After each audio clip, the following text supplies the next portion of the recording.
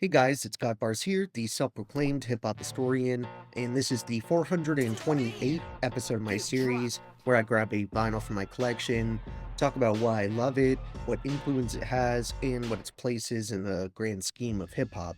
So today's album is a very similar case to Busta Rhymes' Extinction Level Event, the Final World Front LP from 1998, where I technically had both of these vinyls in my collection. In fact, I actually remember them both arriving on the same day. The only problem was neither included the actual album cover, despite both of the listings saying that they did. And I remember being pretty mad at the time, especially because I opened the first one up, realized the deal, and requested a refund, before opening the second one and realizing it was the same thing.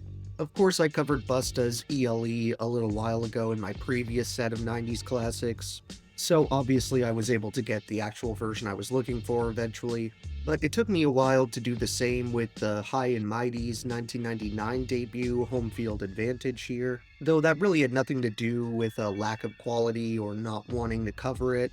I think I was just subconsciously looking at other albums for a while, since I wasn't exactly jumping at the chance to buy a vinyl I technically already owned.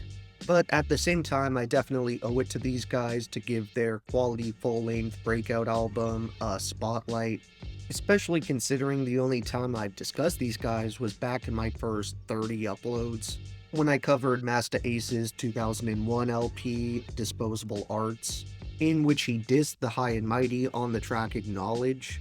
Though, as they've discussed in interviews since, this all stemmed from a misunderstanding where a third party relayed to Ace that the duo had dissed him at a show, when in reality, it was actually the MC Cage, but by this point it had been kinda too late and the damage was done.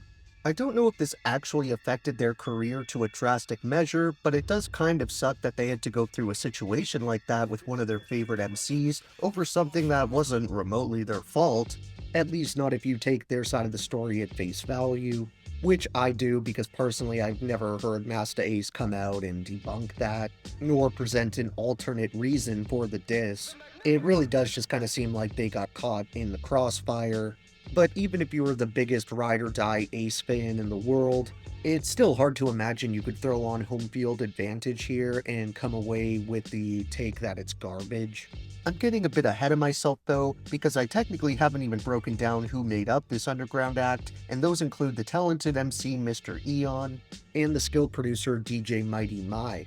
I believe the first time I became familiar with this duo was back when I was getting into artists like Kool Keith and MC Paul Barman, and I stumbled upon the song Bad Babysitter by Princess Superstar, which is an awesome track that just so happened to feature Mr. Eon of the High and Mighty, and shortly after that I came across their breakout full-length here, which is extremely solid front to back. Pretty much every single instrumental is funky and infectious, and this pairs really well with Mr. Eon's strong personality, which he backs up with a reputable skill set on the mic. In one of the many tracks where he displays this lyrical ability is the opening song, in which he lays down a killer first verse, starting with, "Was gonna rip out your heart, show it to ya, homes I couldn't find it, plus you're mindless, nicest, your reign is time on crisis, you trying to see me? You just might become eyeless, even if you rewind this. I dumbfound the wisest scientists. Slice you spineless, start to the end of us. We blend venomous, tremendous nemesis to your mere presence. Undefeatable, inject placebos when the tree grows, is where the ego's. My ego's big too, ask your amigos. Megatron flasher, psychedelic thrasher. Boom bam basher, translucent. I see through you too, you my student. The protege of the soul sonic, who want it? Entice you an addict to my phonics, Pharaoh." The one other verse from Home Field Advantage that I want to share a bit of actually comes from a feature, and it may not be one you would expect if you watched the channel before, because I'm actually going with Eminem's guest appearance, and this is mainly due to the fact that it took place during the golden age of Slim Shady, and I feel like this especially applied to the features he was doing at this time.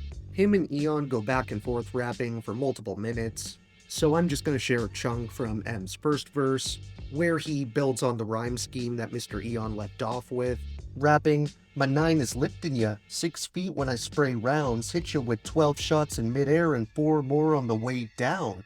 As 8 strays graze through a kid's hair on the playground, you lay down on a stretcher, don't get carried away now. No pun intended, just hop out of your whip and leave it unattended, before I whip out this gun and end it. Unless you want it dented with bullet holes any minute, 'cause I can leave your infinite full of those even if someone's in it. Snatch the airbag, hit the corner and park it, corner the market, I got her tied up in a chair and gagged. Bitches get smacked and grabbed by the hair and dragged, like cave women while I'm grave digging with Marilyn Manson." Even outside of Eminem, the High and Mighty's debut has a pretty good number of impressive guest appearances, with some being actual artists and others showing up for the hilarious skits, including names like Defari, Mad Skills, Lord Sear, Paul Rosenberg, Bobito Garcia, Wordsworth, Thurston Howell III, Pharaoh Monch, Evidence, Mos Def or Yassine Bey, Jean Grey, Kool Keith, and the aforementioned Cage, who actually had his own duo with Mr. Eon called Smut Peddlers. As for the production on Home Field Advantage, while the bulk of the instrumentals were handled in-house by Eon and DJ Mighty Mai themselves, they also saw a bit of assistance in that department from the likes of Reeve and The Alchemist. When it comes to the honorable mentions that didn't quite end up at the front of the pack, I definitely still want to give a shout out to tracks like Dirty Decibels, Dick Starbuck Porno Detective, Hot Spittable, In Outs, Open Mic Night Remix, Mind, Soul and Body, The Meaning, Shaquan and Eon, The Half, B-Boy Document 99, Hands-On Experience Part 2, and Friendly Game of Football. Then for my overall top 3 favorite moments on this one, I think I'd have to go with Top Prospects, The Last Hit, and Weed. Thank you for watching my 428th video. Next time we have another talented duo that's never been on the page before. So keep an eye out for that one, and if you enjoyed, be sure to like, subscribe, and let me know what song off this underground gem has aged best to you. Don't forget to have a great day, and I'll see you next time, okay? Alright.